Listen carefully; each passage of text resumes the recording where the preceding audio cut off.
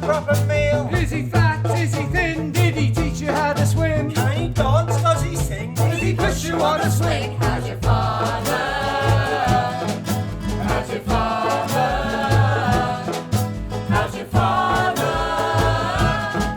How's your father?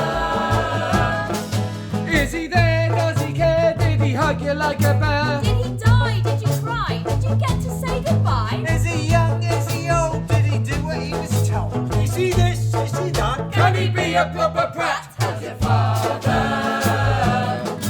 How's your father? How's your father? How's your father?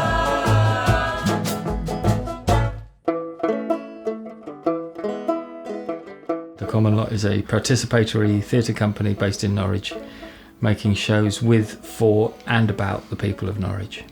So How's Your Father is the project that we've currently got in production, and it's a collaboration between ourselves and the UEA School of Social Work and a men's charity called Men's Craft and Children's Services, and we're looking at fatherhood as an issue with dads who perhaps have had more of a struggle than some, and why that might be, and how fatherhood plays into people's identity, and what being a father means, and what not being able to be a father means.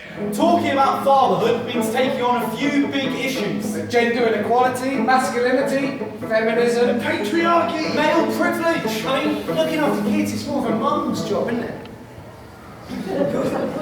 As a rule. What do you mean by that? Hello, I'm Chris and I'm a co-facilitator of Dads Matter Understanding Dads.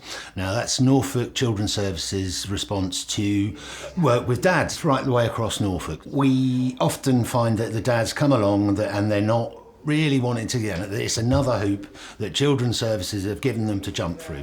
But by the end of the 12-week course, hopefully we've gained their trust. They often want to come back. They want to have a better outcome for their children. If we can help them along that road, then I'm more than happy to do that.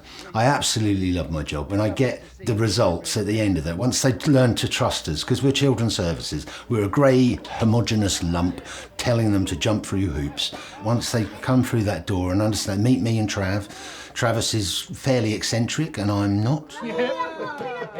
So this project has just been amazing for me. I mean, my day job is Dads Matter, and my thing I love to do at the weekends and evenings is the Common Lot.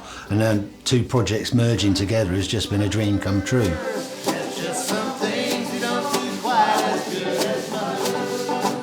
I'd been doing this research on fathers for the last sort of 6 or 7 years, and I'd always felt, you know, as academics, we're expected to get our research out in the world. You know, it needs to make a difference. It needs to be in people's minds and get people talking. And although we do things like write for academic journals or we do training with social workers, you know, we do different things. But I've for a long time felt like there must be some more interesting ways that we could get this research out there. And you know, we had all these really rich, powerful stories of fathers' lives, and I really wanted to do something a bit more creative with that. It's not okay. What did the midwife say? Oh, she's a stuck-up cow. I hate the way she looks at me. Anyway, I know my limits. You never know your limits. I should have seen it coming. When the baby came, it was pretty quick. Men's Craft is based in Norwich. We work across the county and we do lots of different projects. It's about men and boys' well-being and development. But what we wanted to do with the play really is highlight some of the situations that fathers face, and their stories don't often get told, and they can get left out of the picture quite a lot if they're involved with children's services, or they have to go through the family courts, or when families are breaking up sometimes. All these kinds of things where perhaps fathers get left to one side. So what are we saying? That mums do more, that dads don't cut it? Dads love just as hard as mums, don't they? Hope he was kind to you. So the first thing that we did was that I shared some of the quotes and some of the stories, examples of stories from fathers in our research. And then we started to look at that and try and figure out what are the key ideas here. Are there any common themes or really important points that seem to come through? So that was a sort of starting point. And then from there, we began a process of trying to come up with some sort of key characters. It's not about any one individual dad's life, but we were pulling together all of those stories and those experiences and looking for sort of common themes, I suppose. I have to prove myself. No! Oh no.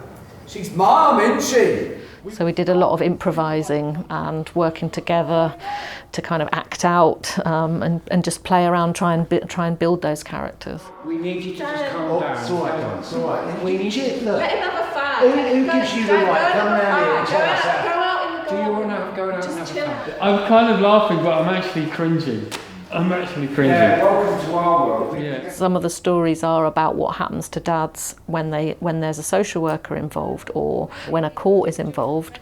We also needed to check that the stories we would tell are credible and plausible and that the things would have happened in that way. We can tell 4 stories that could be true, that are inherently filled with dilemma and contradiction and ambivalence.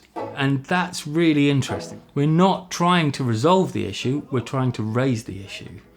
Because I don't see anyone else doing it really, certainly not through theatre, so that's what excites me about it.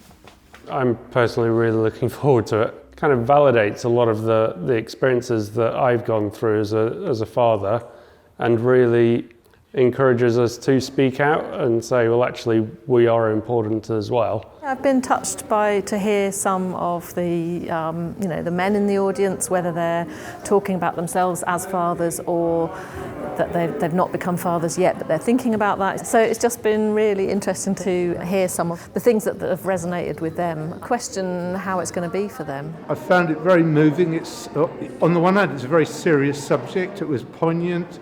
It was playful at times. The music and the lyrics were very playful, and yet the characters were deeply touching. When it comes to feelings or emotional achievement, I'll stay at work an extra hours. It's an important job! So this is the last show in the series. We're in stage 2, which is the second stage part of the Theatre Royal. So it feels like we're in a proper theatre, which is different and lovely. Our notions of what makes a good dad have changed a lot. They're still changing.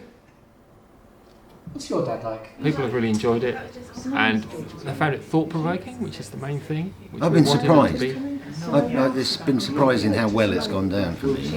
Yeah, you never know, do you? We've been talking about it for so long, haven't we? And we've been in it for such a long time. And then you sort of let the pigeon out of the box. Yeah, and then you see it fresh through the audience, Yeah. don't you? Yeah. It's just like, oh, it does work. So, yeah. And I've come as often as I could, and every time I've seen it, I've heard slightly different snippets, and I've gone away with different things that I've been mulling over. And the Q&A as well has flagged up so many interesting issues that we can take away and feed back into some of the training and development work we do for all of our workers, not just social workers, to help them think more about the perspective of dads all the way through the work we do. Theatre and films change people's lives, and if the right people come and see it, it could really help, put some people on a different track, maybe a better track. You never know how good your piece of theatre is going to be, but I can tell you that there's been so much thought gone into this that there will be some depth in it, there will be some layers in it. Yeah, this is all about him being a victim of judgment before he's even become a man. Whatever they think of me, wherever they put us, sure, I'm frightened. Of course I am. It's big.